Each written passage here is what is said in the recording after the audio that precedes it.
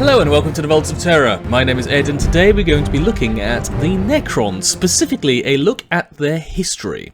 Now, the history of the Necrons is synonymous with some of the most world-shattering conflicts in the history of the Milky Way, beginning over 60 million years ago during the Age of the Old Ones. The Necrons began life as the technologically savvy but short-lived and embittered Necrontyr. The Necrontyr were able to expand their dominion over much of the galaxy, with few other sentient species existing to oppose their rule. However, as the Empire grew, so did its internal divisions, with their species split among the many dynastic families that ruled the Necrontyr people.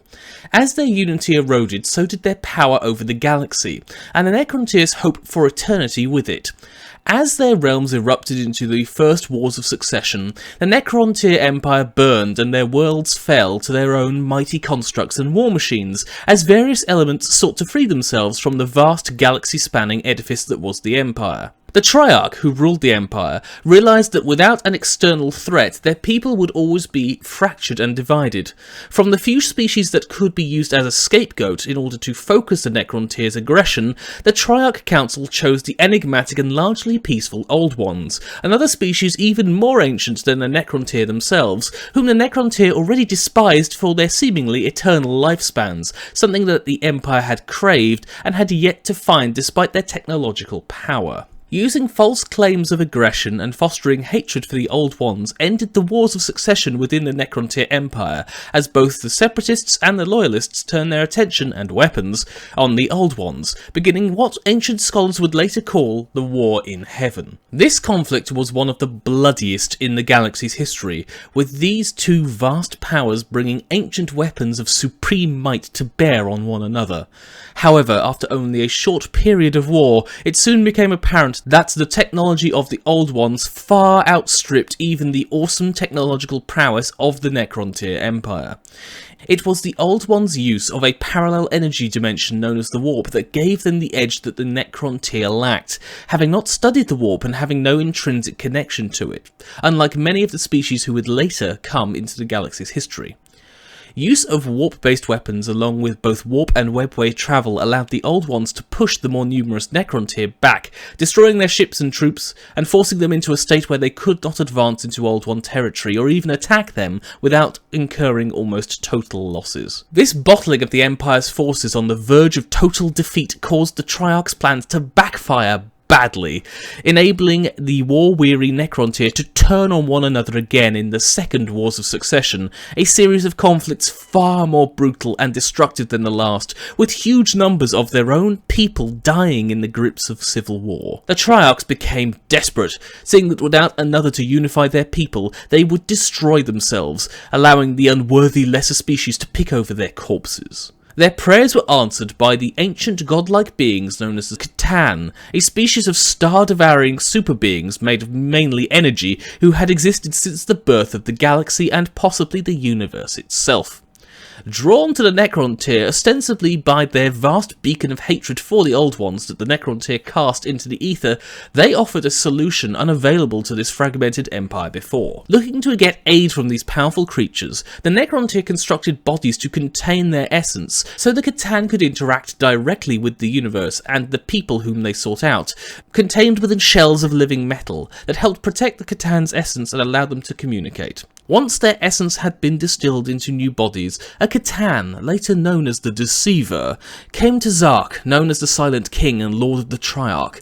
He informed the king that the Catan had also fought the Old Ones, and lost, and thus were looking for vengeance.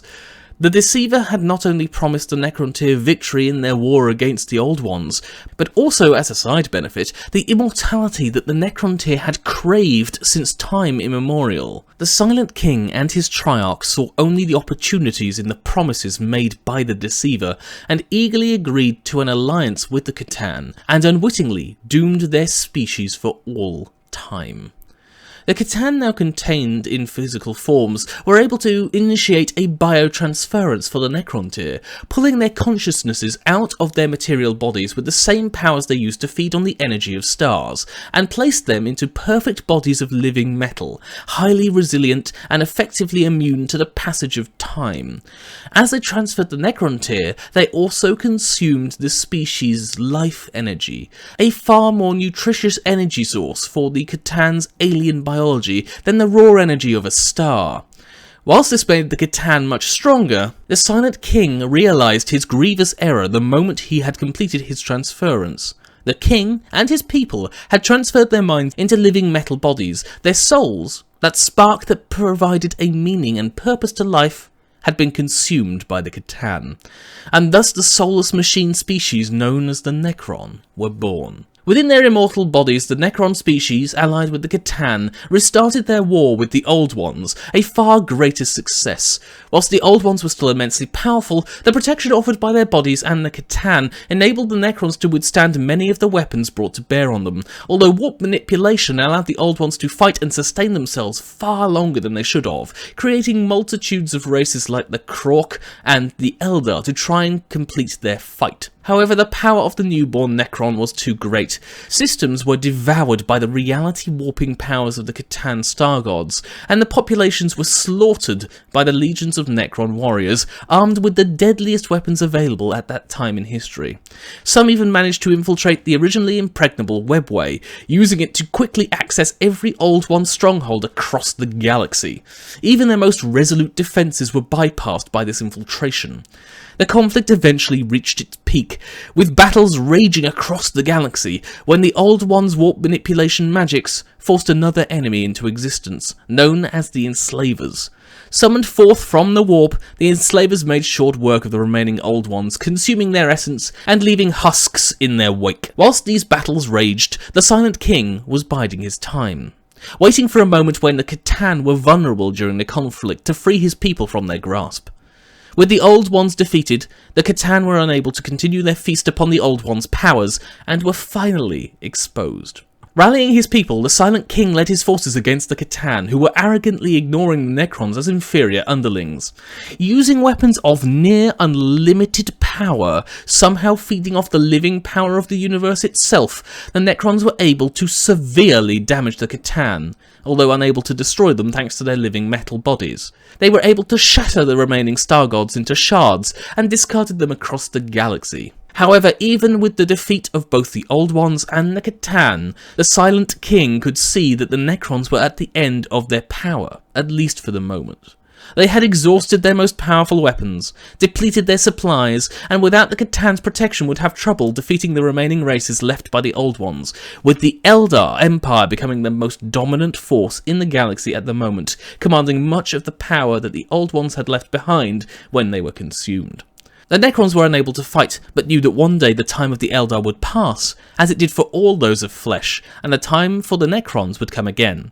Knowing their bodies would not age, although their minds would be destroyed by time, the Necrons transformed their cities and even their planets into vast tombs, covered in stasis crypts to preserve the Necron bodies, to keep them prepared for when their time would come again. The species was laid to rest, ordered to sleep for 60 million years, predicting that after such a time even the Eldar would have fallen from their power. They would then rebuild, taking back their power from whoever remained in such a stretch of time, and return the Necrons to the height of their glory. However, the Silent King did not inter with his people. Destroying the command protocols which had let him directly control his people's actions, he left the galaxy to find some solace and peace away from the memories of war and torment that he had brought to the galaxy and his people. And so the Necrons slept, in the relative safety of their tombs, for the next 60 million years, weathering the changes and chaos in the galaxy. Their existence went from fact to rumour, then from rumour to legend, and finally becoming a half-remembered myth, believed by few and untrusted by the rest. The tombs were not perfect, with some falling to the ravages of decay or time, or being looted by opportunistic Xenos species who did not conceive exactly what it was that they were stealing, or the dangers it could pose to them if it was reactivated. millions, if not billions, of Necron bodies perished while still in stasis sleep, their bodies broken down by the passing of time whilst their minds were locked in stasis. However, for each one that died, many more remained safe, ready to emerge. The reawakening is now at hand for the Necrons, who over the last 10,000 years have been slowly re-emerging into the galaxy to find it utterly changed, but still populated by inferior fleshy mortals, ripe for removal. And so the Necron Empire will one day rise again.